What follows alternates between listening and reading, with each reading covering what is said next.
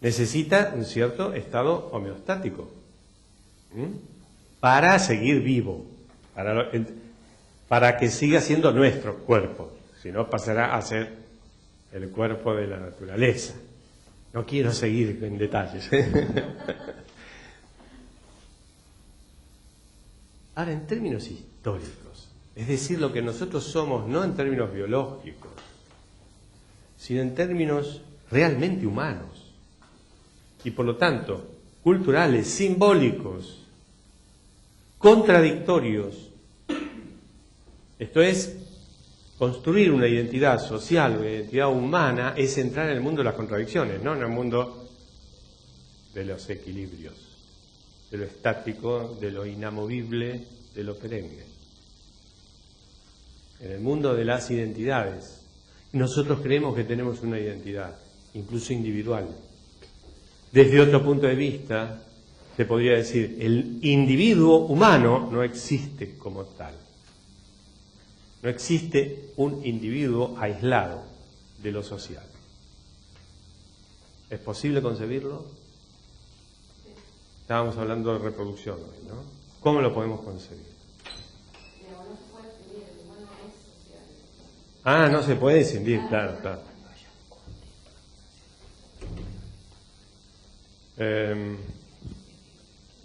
Y entonces podemos sostener esta categoría de lo homeostático en términos netamente humanos. ¿Cómo? En lo biológico sí. En la dimensión biológica es la única. Bien, yo suscribo eso. En la dimensión, exclusivamente en la dimensión biológica, que también está en discusión porque no se opone en cierto modelo biológico a la dialéctica, precisamente de la naturaleza. Ahora, si nosotros tuviéramos que colocarnos dentro de la utopía urbana, ¿qué pasaría con esta relación entre lo homeostático y lo dialéctico? De acuerdo acá con la teoría que seguimos sosteniendo. Siempre habría apropiación. ¿Se podría diseñar el tipo de prevención, una estrategia de prevención? Bien. Con diferentes objetivos, ¿no? Bien. Lo que pasa es que vamos a tener diferentes grupos humanos que algunos van a estar en contra de todo lo que uno piensa. Y ahí vamos a tener diálogos diferentes, resultados diferentes a lo que nosotros estamos tratando de llegar a algo utópico. No todos van a estar de acuerdo a lo que alguien que quiere hacer algo ideal dice no, porque yo no estoy de acuerdo en la planificación que vos estás haciendo. Siempre va a haber un grupo o grupos que van a estar en desacuerdo a un ideal, un supuesto ideal. Es una comunicación posterior, ¿no? Porque, digamos, Sí, pero si vos tratas de hacer algo ideal, siempre va a haber gente que va a... Está bien, pero digamos, sin llegar a la idealización, sin llegar a la idealización, digamos, a la instancia de la toma de decisiones o de la resolución, digamos, del tema.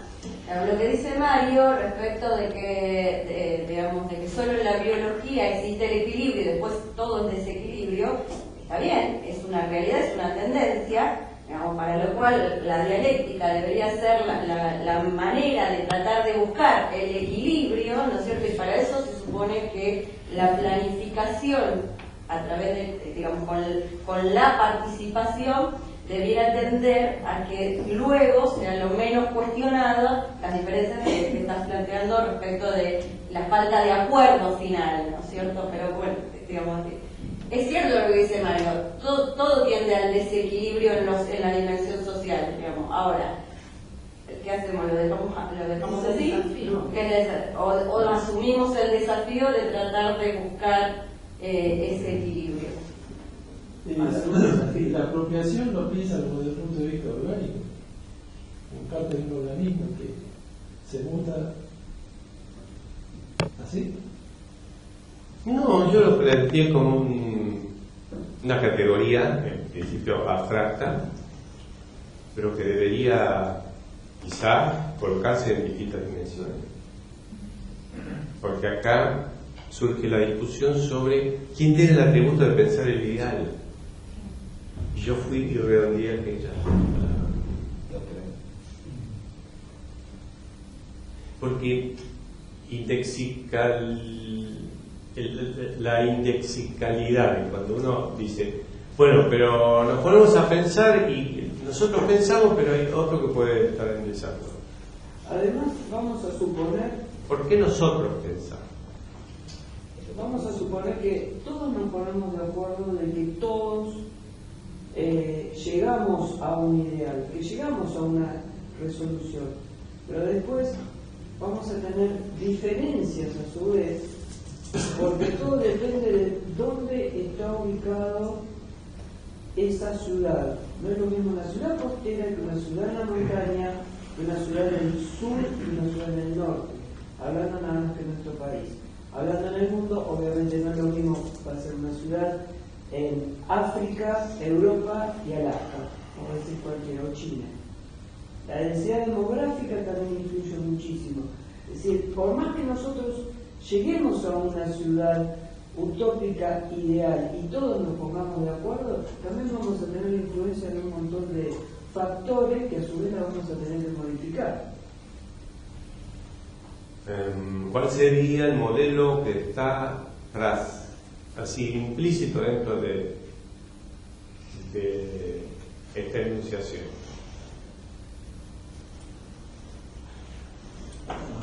Pregunto por lo siguiente, porque yo acá no anoté ni puse en la agenda, acá no dice nada de acuerdo.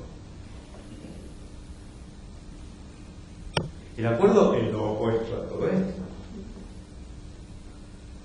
Yo dije suponiendo. Con Y eso. es un acuerdo entre todas las... ¿Pero por qué te supone un acuerdo? Precisamente yo. ¿Por qué es utópico? ¿Por qué? Suponiendo un acuerdo. ¿Por qué suponer un acuerdo está dentro de la utopía? Porque uno se imagina algo ideal, algo que sería perfecto. Y a veces esa perfección no... Pero quizás para llegar a algo utópico tenés por mediante una negociación. Claro, yo dije suponiendo que todos nos ponemos de acuerdo, que todos armarían una ciudad ideal. Vamos a hacer una especie de cuestionamiento de dimensiones, ¿no? ¿Cuánto duraría ese acuerdo? 15 minutos. ¿Por qué tanto? Termina el café. ¿Por qué tanto? Ah, que termine el café. Eso ya directamente es imposible. ¿Por qué tiene que haber acuerdo? ¿Y por qué no tiene que ser concebido un acuerdo como algo, como parte del conflicto, sino como una precondición para que no se conflicta? Porque yo lo que estoy escuchando es suponiendo que nos pongamos de acuerdo. ¿Y por qué tenemos que ponernos de acuerdo? ¿Por qué está eso antes? Estamos hablando de una ciudad utópica, una ciudad ideal. Empezamos hablando de eso. ¿Se está respondiendo lo que yo estoy preguntando? Obvio. Por eso, claro, está. Pero yo no me quiero poner de acuerdo con eso. Esa es la diferencia. Pudiera haber un acuerdo, digamos, si sabemos, digamos, que el conflicto existe producto del desequilibrio, y volviendo al tema de la apropiación, digamos, también sea abstracto o categorizado en diferentes dimensiones esa apropiación, sabemos que genera conflicto, es posible el acuerdo, lo que se pone es cierto, también existe el tema de la negociación como parte también de entender que existen otros que tienen diferentes, que es diverso, que la sociedad es diversa, que existen diversos problemas, diversas concepciones, diversos anhelos, digamos, parte de los conflictos están fundados en los anhelos, que también son parte de las teorías, y en función de todo ello es posible el acuerdo, lo que es difícil de sostener posteriormente. Hasta tratando de explicar otro decir. ¿Qué entendemos por acuerdo? ¿El decir que hay acuerdo? No, el que está el acuerdo, ¿no? ¿Cómo el decir el acuerdo? No entiendo. Sí, El acuerdo es el contrato. el indicador de acuerdo, ¿cuál sería? ¿Cómo? El contrato. El contrato, es decir, lo que se dice. Claro. Bueno, Y la ley. más todavía. Y ahí no te vas. Bien, desde el punto de vista dialéctico, ¿qué es lo que se escribe? O por definición, aquello que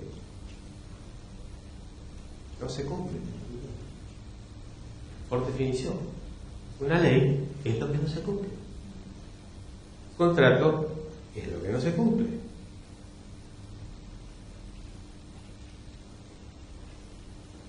¿Mm? Si estamos pensando en esos términos, entonces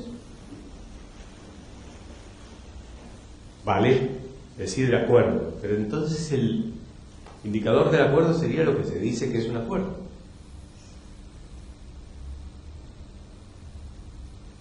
¿El silencio qué quiere decir?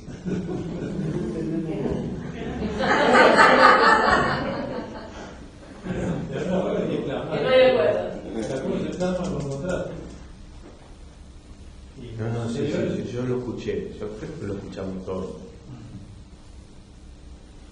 ¿Y yo qué más pregunté?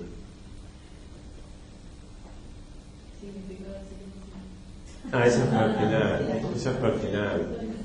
Porque puede tener, como es un indicador de aceptación, es un indicador de reflexión, es un acuerdo, o es un significado de entender un poco, como dijo acá. Preguntaste por qué tenía que haber acuerdo previo. ¿Cuándo se habló de acuerdo? Sí. Ah, vos te refieres más temprano. Claro.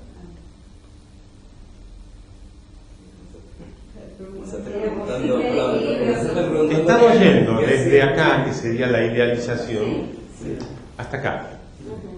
Que sería en todo caso, si ustedes quieren tratarlo con alguna de las palabras que está puesto acá, con la concreción. Uno puede concebir cualquier proceso, o ni siquiera eso, cualquier realidad, como el resultado de una necesidad de la homeostasis, o de volver al equilibrio, o de partir del equilibrio. No, mientras nos pongamos de acuerdo todos, todo bien. O primero nos ponemos todos de acuerdo, y después nos ponemos todos a empujar para el mismo lado. Y todas las flechitas van para el mismo lado, como los pajaritos van todos en bandada. Esos son los ejemplos que se suelen dar, ¿no? ¿Cuál es la otra alternativa? Que no se opone a esta.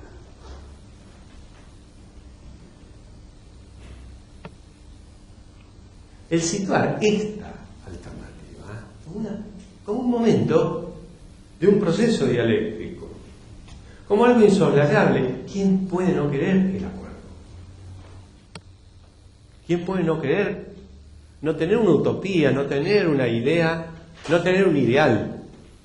Pero en el mismo momento en que ese ideal se constituye, no, es porque es la contradicción lo que lo motoriza. Lo que lo constituye es la contradicción y el riesgo de convertir ese acuerdo, indicado exclusivamente por lo que se dice, lo que se invoca, ni siquiera, que ya invocar es una acción, sino por lo que se escribe y lo que se transforma en ley, que es la garantía del no cumplimiento.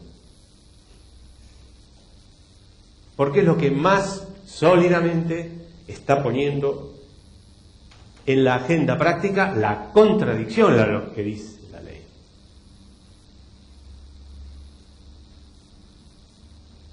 Y mucho más cuando se lo invoca, porque lo que se invoca siempre es la letra. ¿O no? Para eso está la letra.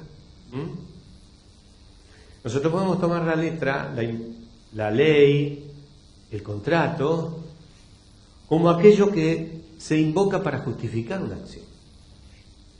¿Es lo mismo? Tomarlo así en términos más acotado, más humilde. O esperamos que la ley garantice la homeostasis, perdón. Que el acuerdo sea el único significado que puede tener el conflicto.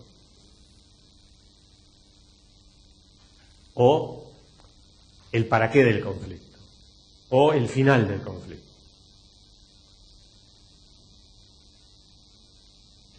El camino hacia la dialéctica implicaría que desagendemos el acuerdo como indicador, como ejercicio lo estoy planteando, como ejercicio, nada más. Porque recién dije, es imposible, es inherente a lo social pensar en que algo tiene que funcionar, lo voy a decir más humilde, como a mí me gusta. Además, en el fondo, todo andaría mejor si todo se hiciera como a mí me gusta. Como pienso yo que hay que hacer las cosas. Si yo tengo las mejores intenciones, ¿quién puede dudar de eso? Bueno, otros, pero yo no. ¿No estamos reproduciendo cierta lógica que nos implica también? Cuando nos situamos ante lo que nos produce perplejidad. Este tema que decíamos hoy, de las manchas de la ciudad. Así se concibió a las villas miserias cuando empezaron a aparecer en la agenda de los medios en la metrópolis, principalmente en Buenos Aires. De que al 50 y que al 60, el título de Clarín era Las máculas urbanas. Y alguien se había tomado el trabajo, con una lapicera a tinta, de esas que se cargaban, pues se le levantaba una palanquita y se... Bueno, nadie había nacido de los que acá está presente cuando existían esas lapiceras, pero bueno, yo me acuerdo. Bueno, entonces era muy fácil hacer manchones, porque encima en la escuela las maestras arrancaban la hoja, los manchones así en el mapa de la ciudad de Buenos Aires.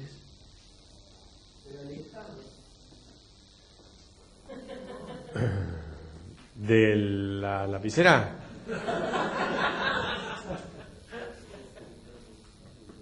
¿Cómo? ¿Qué ibas a decir?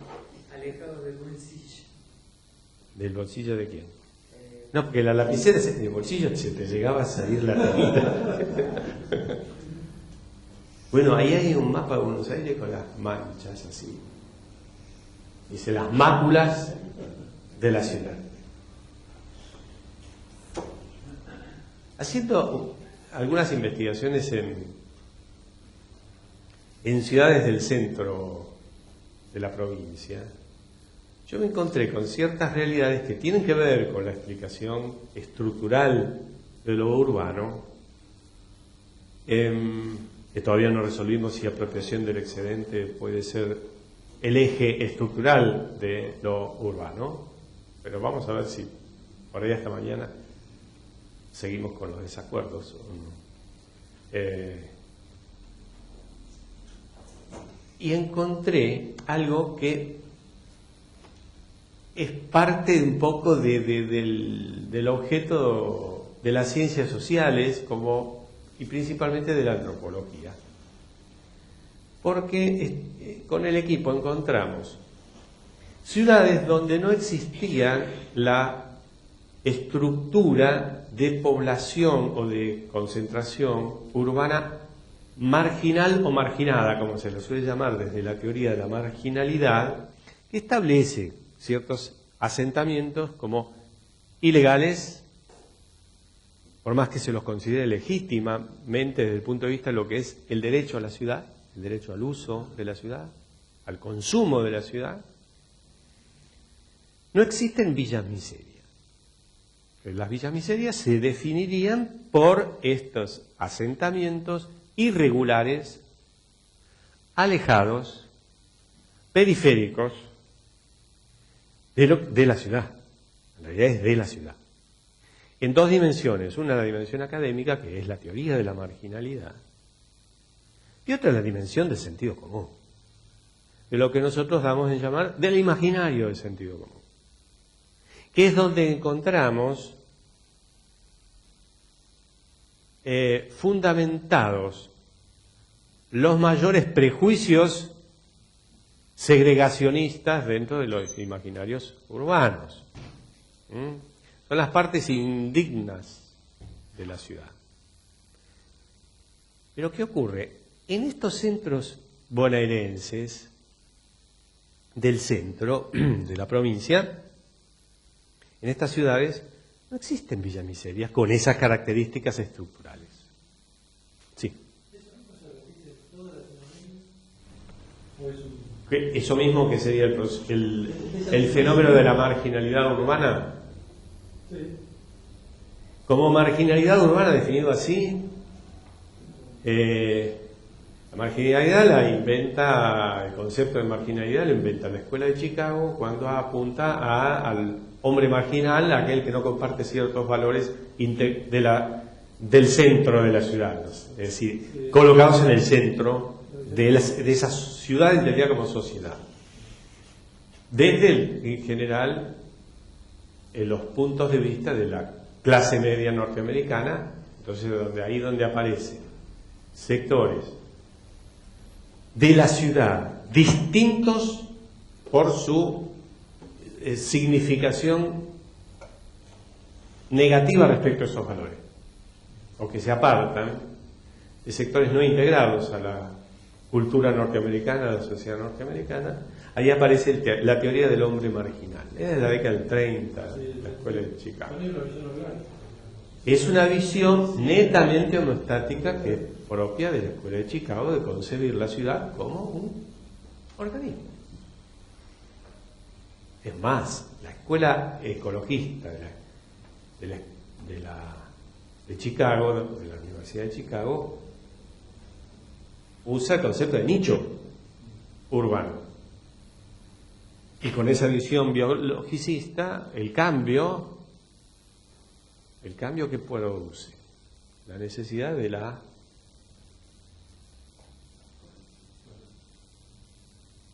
expulsión del agente patógeno. Eso dice la biología, ¿no? Y la medicina hegemónica, ¿sí? Bien. Entonces aparecen los conflictos urbanos desde este punto de vista, desde este prisma, vistos como anomalías, como algo que la ciudad debe eliminar. Ahí viene el prejuicio para convalidar todos los procesos de la renovación, la llamada renovación urbana, que implicaba precisamente la demolición de barrios enteros, del slum o del gueto, en las grandes ciudades. Eso teóricamente se traslada no solamente a América Latina, sino lo que sería, claro, la ciudad del tercer mundo, para llamarlo con categorías de la década del 50 o del 60, donde la marginalidad aparece bien con indicadores precisos, no necesariamente vinculada a la pobreza urbana, como sí aparece en América Latina, porque hay sectores marginales o marginados, eso es una disyuntiva teórica, pero los doy mezclados porque así se los nomina, que no necesariamente pertenecen a sectores pobres, y eso se da en ciudades europeas. El hecho es que son asentamientos ilegales desde el punto de vista del mercado formal de la vivienda, producto de autoconstrucción, pero básicamente producto de invasión. Reitero, desde el punto de vista legal. Lo concreto es que en estas ciudades que yo les estoy mencionando, que son Olavarría, Azul, Tandil, no existen villas miserias, pero lo que existen son las manchas. ¿Y las manchas dónde están? En la ciudad imaginada, en la ciudad de los imaginarios, en la ciudad construida simbólicamente como si fuera una especie de mapa que se superpone al mapa físico de la ciudad.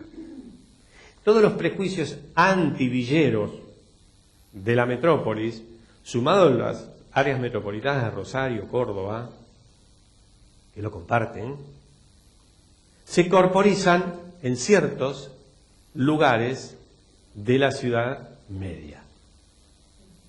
Yo le di el nombre de los barrios mancha, un poco jugando con las palabras de villas, miseria. Son barrios, porque son barrios. Es más, son barrios que tienen todos los servicios. No están al margen, como están las villas, miseria, sobre todo originalmente, desprovistas de todos los servicios, de toda la infraestructura, de todas las inversiones, estatales o privadas, sino que en realidad es más, son el resultado de la intervención estatal. Básicamente son complejos habitacionales provistos por el Estado para subsidiar al capital en estos asentamientos. Ay, volví al concepto de excedente. ¡Qué barbaridad! Bueno, tienen que disculpar. ¿Y los plantes? ¿Cómo se...? Eso se lo regalo a ustedes. Son los especialistas. Porque el nuevo urbanismo americano ahora lo considera lo mismo que lo hablaba anteriormente. Digamos, son anomalías dentro de, que producen, digamos, todos los inconvenientes que producen es lo mismo que producían antes los sectores marginales. Yo tomo la palabra anomalía para no dar respuestas así de lo que yo pienso, que yo opino, porque no interesa. Acá lo que interesa es que en conjunto, entre hoy y mañana, reflexionemos sobre categorías teóricas, conceptuales y sobre todo sobre realidades, como vamos a empezar a hacer hoy. Pero tomo el concepto de anomalía. ¿Dónde cabe? ¿Acá o acá? Anomalía.